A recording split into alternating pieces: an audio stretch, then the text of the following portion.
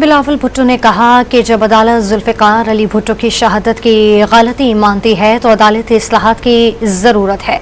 लाहौर में सेमिनार से खिताब में बिलावल भुट्टो ने कहा कि आने वाली नस्लों को बताने के लिए अदालती इस्लाहात की ज़रूरत है ताकि हम अपनी गलतियों को पहचान सकें। कहा कि अदालतें खुद भी इस्लाहात ला सकती हैं, ताहम सबसे बड़ी जिम्मेदारी पार्लियामान पर आयद होती है।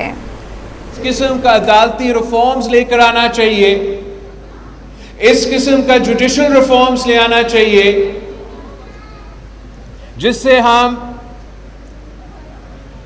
आगे आने वाली नस्लों को बता सके कि हम ना सिर्फ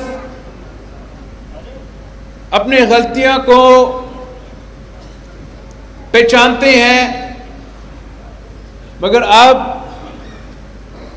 जो वो काम होगा अपने आप को, हमारे निजाम को दुरुस्त करने के लिए, वो भी हम करने के लिए तैयार है। और एक तरफ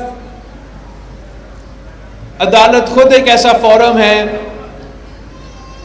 वो खुद कुछ रिफॉर्म्स लेकर आ सकते हैं, मगर जो सबसे बड़ा जिम्मेदारी है वो पार्लियामान का है।